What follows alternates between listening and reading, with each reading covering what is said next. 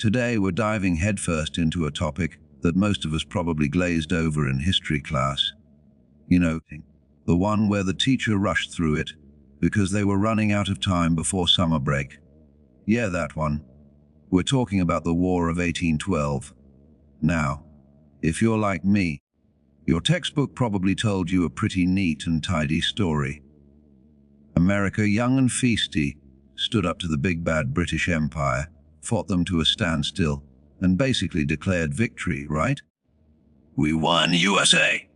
But what if I told you that the story you read in those textbooks, it's a bit of a fib, a partial truth, twisted just enough to make us feel good, but ultimately, not the whole picture? What if the win we celebrate wasn't quite the decisive knockout we imagine? And what if the real winners of this conflict aren't who you think they are at all?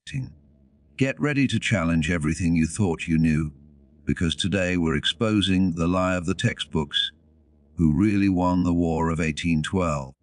We're going to peel back the layers of propaganda and national pride, dig into the dusty archives, and reveal a truth that's far more complex, and dare I say, way more interesting than the simplified version we've been fed.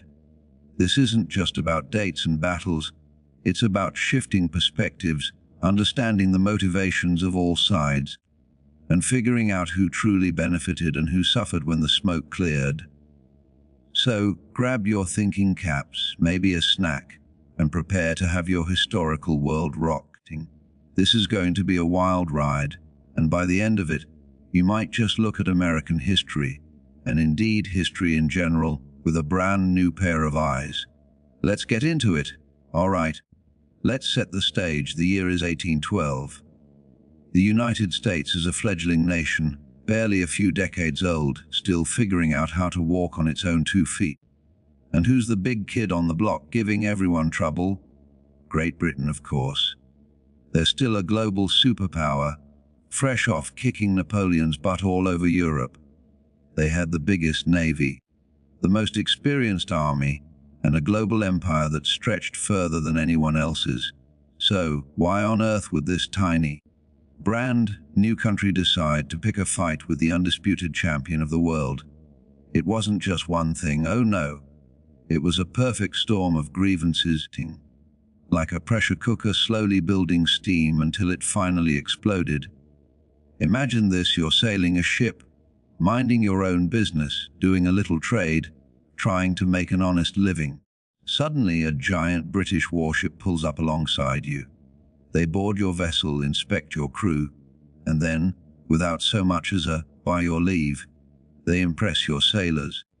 Impress is a fancy word for kidnapping, by the way. They'd basically say, "Hey, you look strong. You're British now. Off to serve in our Royal Navy." Never mind if you were actually American or had a family waiting for you. This practice, known as impressment, was a massive insult to American sovereignty and a huge cause of anger. The British claimed they were just taking back their own deserters, but they weren't exactly checking IDs. Then there was the economy.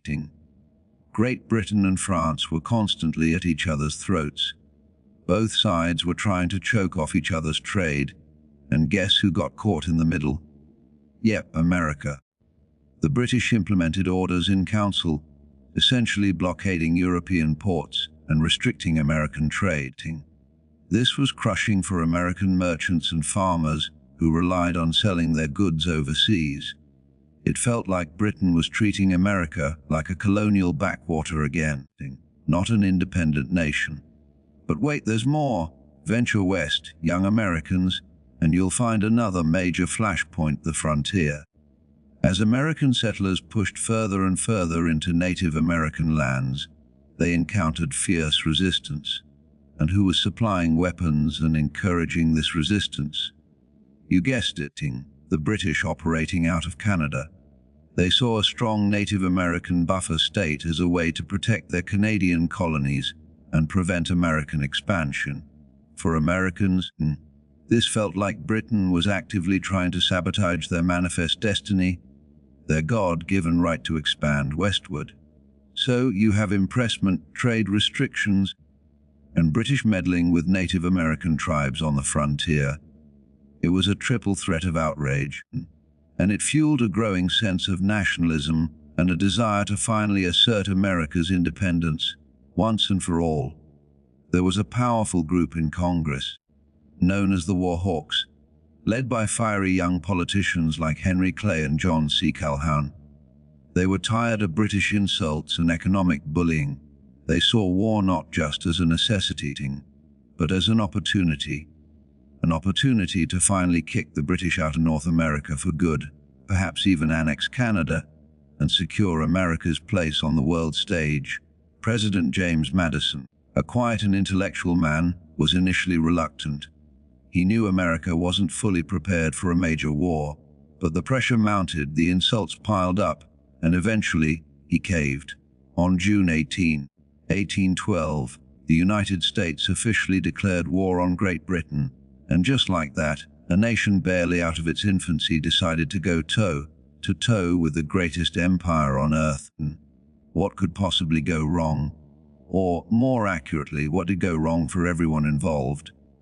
Because as we're about to see, this war was messy, unpredictable, and far from the clear-cut victory many textbooks portray. Okay, so America declared war, full of swagger and patriotism. The War Hawks were practically smelling Canadian bacon already. They figured Canada, being sparsely populated and lightly defended, would be an easy target, a quick conquest that would solve all their problems and assert American dominance in North America. Spoiler alert, things didn't exactly go to plan. Imagine America as a scrawny teenager challenging a seasoned heavyweight boxer. We had enthusiasm, sure, but our army was tiny, poorly trained, and led by generals who were, let's just say, past their prime. Some of them were Revolutionary War heroes, but by 1812, they were more suited for rocking chairs than leading charges. Our navy, while it had some impressive frigates, was completely dwarfed by the mighty British Royal Navy, which ruled the waves. The initial American invasion of Canada was, to put it mildly, a disaster.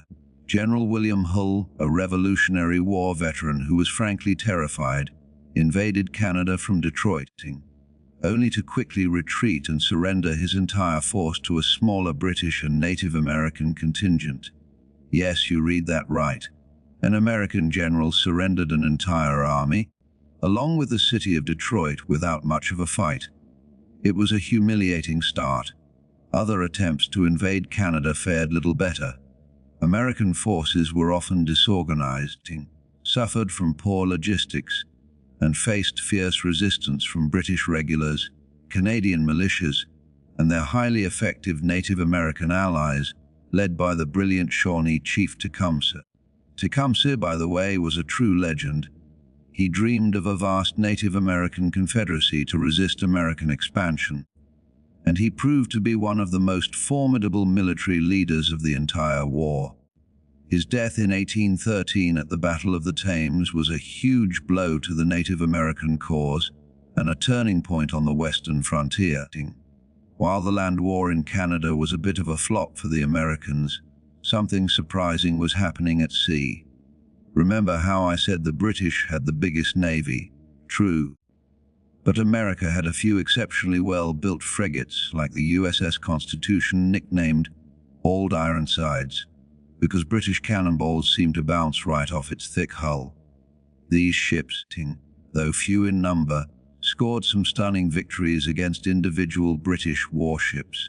These naval duels, like the one between the Constitution and HMS Guerriere, were massive morale boosters for the Americans. They proved that a young American crew, with a well-built ship and some grit, could take on the best of the British. However, these individual victories, while inspiring, didn't change the overall naval picture. The British eventually imposed a tight blockade on the American coast, bottling up most of our ships and crippling American trade. So, while we won some flashy sea battles, the British ultimately controlled the oceans. The war dragged on for 2 years, a messy back and forth with no clear victor. America failed to conquer Canada, and the British couldn't deliver a knockout blow to the United States. It was a stalemate, punctuated by moments of heroism and moments of utter failure on both sides. Then, in 1814, something big changed. Napoleon Bonaparte, that annoying little general who had been keeping the British busy in Europe for years, was finally defeated and exiled to Elba. This meant Britain could now focus its full military might on the upstart Americans. They sent thousands of battle-hardened troops, fresh from fighting Napoleon, across the Atlantic. And they came with a vengeance. In August 1814, British forces marched on Washington, D.C., the young nation's capital.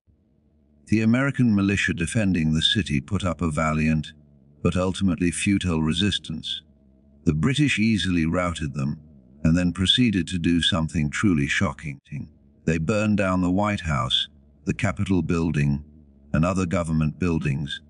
Imagine the audacity, a foreign army marching into your capital and setting fire to your symbols of power. It was a profound humiliation for the United States, a stark reminder of their vulnerability. But even as Washington burned, there were moments of incredible resilience. Just north of Washington, at Baltimore, the British attempted to capture Fort McHenry. They bombarded the fort all night, expecting it to fall quickly. But the Americans inside held firm, and by the dawn's early light, the American flag was still gallantly streaming over the fort. This heroic defense inspired Francis Scott Key, who witnessed the bombardment from a British ship, to write a poem that would eventually become our national anthem, The Star-Spangled Banner. So, by late 1814, things looked pretty bleak for America. Our capital had been burned, our attempts to conquer Canada had failed, and the powerful British Army was now fully engaged. It seemed like the British were finally in a position to dictate terms and perhaps even dismantle the young American Republic. But just when things seemed darkest, a series of events would unfold that would forever shape the narrative of who won this peculiar war. And it all culminated in a battle that, ironically, happened after the peace treaty was signed. Talk about dramatic timing. So, by the end of 1814, both sides were pretty much exhausted. The British were tired of fighting after decades of war with France, and the Americans were broke like. The treasury is literally empty, kinda broke. They met in the neutral city of Ghent, in what is now Belgium, to hammer out a peace deal. They eventually signed the Treaty of Ghent on Christmas Eve 1814. But here's the kicker, and this is where the textbook narrative starts to get really shaky. The treaty didn't actually solve any of the problems that started the war. Think about it. The Americans went to war over impressment and trade restrictions. Does the treaty mention impressment? Nope. Does it guarantee free trade? Not at all. It basically said, "Okay, let's just stop fighting and go back to exactly how things were before the war." In Latin, they call this status quo ante bellum. It's the historical equivalent of a reset button. No territory changed hands, no apologies were issued, and no major concessions were made. If this were a movie, you'd be asking for your money back. All that fighting, the burning of Washington, the thousands of lives lost, just to go back to the start. But wait, there's a reason Americans think they won, and it involves a guy named Andrew Jackson and a massive case of slow mail. Back then, news traveled at the speed of a sailing ship. It took weeks for word of the peace treaty to cross the Atlantic. While the treaty was slowly bobbing its way toward Washington, a massive British fleet was sailing toward New Orleans. They wanted to capture the city, control the Mississippi River, and basically cut the United States in half. Waiting for them was General Andrew Jackson, a man nicknamed Old Hickory, because he was as tough as, well, Hickory wood. He had a ragtag army of frontiersmen, regular soldiers, free men of color, and even a group of pirates led by Jean Lafitte. It was the ultimate underdog squad. On January 8, 1815, 2 weeks after the war was officially over, the British launched a massive frontal assault on Jackson's lines. It was a slaughter. The British, marching in neat lines across an open field, were mowed down by Jackson's artillery and sharpshooters. In less than an hour, the British suffered over 2,000 casualties, including their top general. The Americans, they lost roughly 70 men. When the news of this incredible victory hit the American public at the same time as the news of the peace treaty, the two events got mashed together in the public imagination. People didn't think, "Oh, we signed a draw and then had a pointless battle." They thought, "We smashed the British at New Orleans and then they begged for peace." This victory at New Orleans became the foundation of the American win narrative.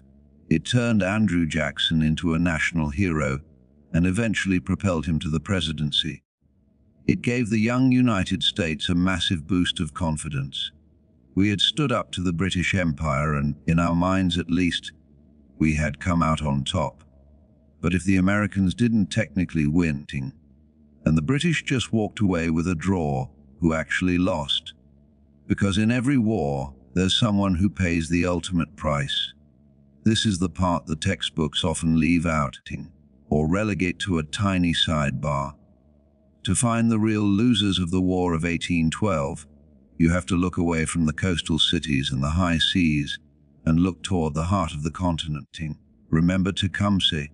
He was the Shawnee leader who tried to unite the tribes into a single confederacy to stop American expansion. He knew that if the tribes didn't stand together, they would be picked off one by one. During the war, he and his followers allied with the British, believing that a British victory, or at least a British presence, was the only thing standing between them and total American domination of their lands. When the British signed the Treaty of Ghent, they completely abandoned their Native American allies. They didn't insist on a buffer state. They didn't protect the lands they had promised to help defend. They simply packed up and went home, leaving the tribes to face a now triumphant and expansion-hungry United States alone. With the British influence gone and the Native American Confederacy shattered after Tecumseh's death, the floodgates opened. The win for America wasn't a victory over Britain, it was a victory over the resistance of the indigenous peoples. The War of 1812 cleared the way for decades of forced removals, broken treaties, and the eventual total displacement of tribes from the American East and Midwest. So, when we ask, who really won the War of 1812, the answer depends entirely on who you ask. The British could claim victory because they successfully defended Canada and stopped the Americans from annexing it. Canada itself began to forge a national identity out of the successful defense of its borders. Americans claimed victory because of the Battle of New Orleans and the fact that they hadn't lost any territory. But for the Native Americans, the war was an unmitigated catastrophe. It was the end of any hope for a sovereign territory and the beginning of a very dark chapter in their history.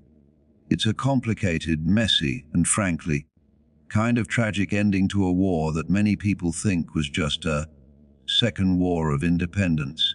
While Andrew Jackson was becoming a legend in the swamps of Louisiana, the United States was actually on the verge of a literal civil war. You won't find this in the rah version of history, but the North and the South were not on the same page. In fact, while the soldiers were fighting the British, a group of wealthy New Englanders were meeting in secret at the Hartford Convention.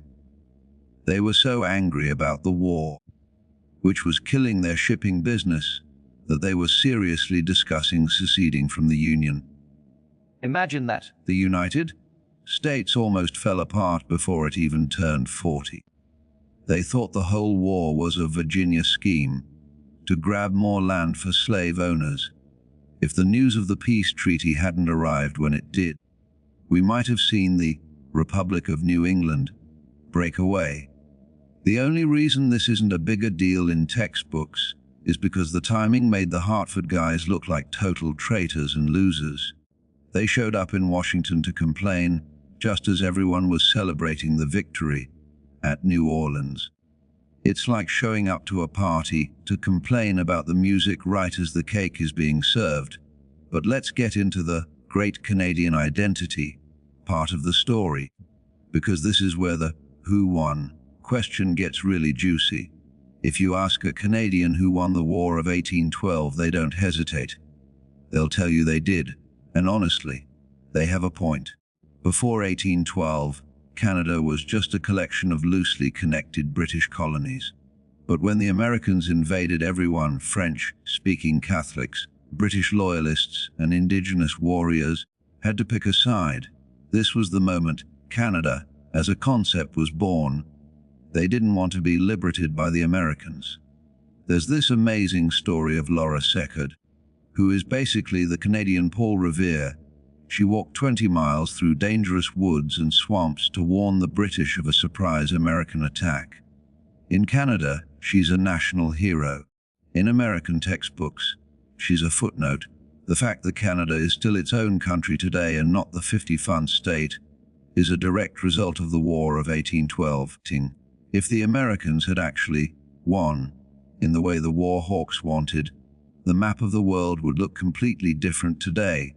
Montreal might be the new Chicago, and Toronto might be just another Detroit.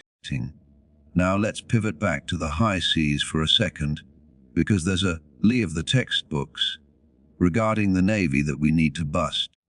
We love to talk about the USS Constitution and the old Ironsides legend. It makes us feel like we had the superior ships. But if we're being intellectually honest, the American Navy was basically a fly buzzing around a giant's head. The British Royal Navy had over 600 ships. The US Navy, we had about 16. Our victories were brilliant tactical wins, but they were strategically meaningless. By 1814, the British blockade was so tight that not even a rowboat could get out of New York Harbor without permission. The American economy didn't just stumble, it flatlined. Prices for everyday things like sugar, salt, and tea went through the roof.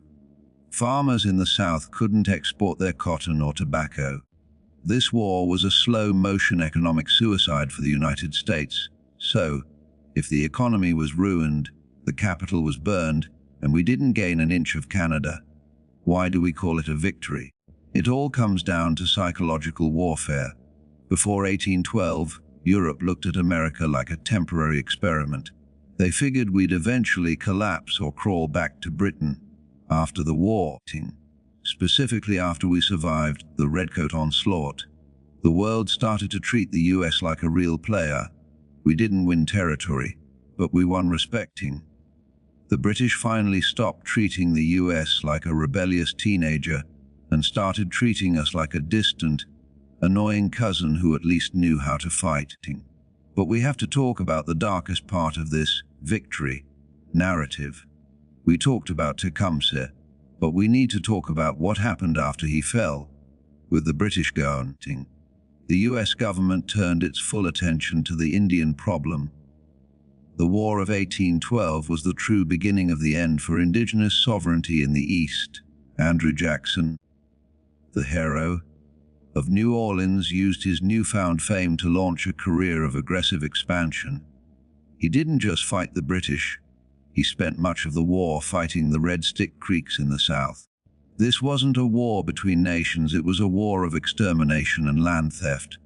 The Treaty of Fort Jackson, signed in 1814, forced the Creek Nation to give up 23 million acres of land, nearly half of Alabama and part of Georgia. This is the part the textbooks often sanitize. They present the war as a gentlemanly conflict between the US and Britain, but for the people living on the land, it was a brutal existential struggle. The real prize of the War of 1812 wasn't Canada, it was the American South and West. By kicking the British out of the picture, the US secured its monopoly on violence against Native American tribes. And then there's the issue of slavery. This is a huge, what moment for most people. Did you know the British actually offered freedom to enslaved people who ran away to join their side? Thousands of black Americans escaped to British ships, seeking the liberty that the American Declaration of Independence promised. but didn't deliver to them. At the end of the war, the US government actually demanded that the British return these people as property. The British refused, eventually paying a settlement instead, and those former slaves went on to start new lives in places like Trinidad and Nova Scotia.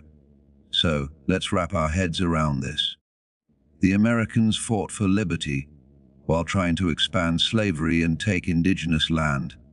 The British fought for the empire while offering freedom to the enslaved.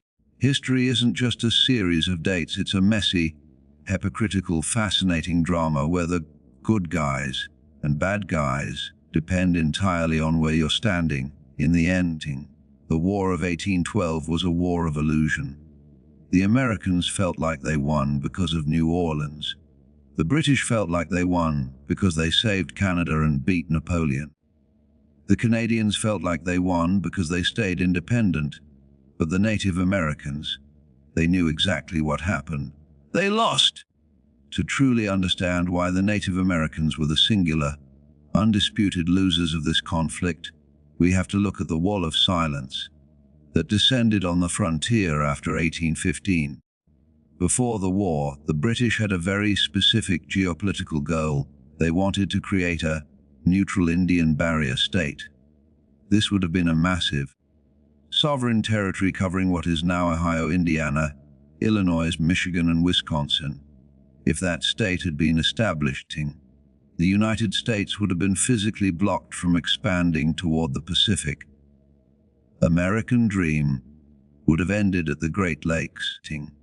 But during the negotiations for the Treaty of Ghent, the British diplomats essentially used the Native Americans as a bargaining chip. They initially demanded the barrier state, but the Americans pushed back hard. Eventually, the British simply dropped the demand. They didn't just lose the argument, they deleted the topic. When the ink dried on that treaty, the legal shield that had protected indigenous lands for decades vanished. The British literally traded the future of their allies for a favorable trade agreement with their enemies. This led to the era of the Great Land Grab. With the British out of the way, the US government no longer had to play nice. In the years immediately following 1815, a series of dictated treaties were forced upon the tribes. These weren't negotiations, they were ultimatums. American commissioners would show up with a map, a pen, and a line of bayonet, telling the chiefs, "Your British friends are gone. They aren't coming back. Sign this or be destroyed." In the South, the situation was even more brutal. The Red Stick faction of the Creek Nation had been completely decimated. The survivors weren't just pushed off their land, they were systematically hunted. This paved the way for the Cotton Kingdom. Without the War of 1812, the massive expansion of the plantation system into Alabama and Mississippi likely wouldn't have happened so quickly. The war effectively removed the physical obstacles to the expansion of slavery. And then there's the personal tragedy of the leadership.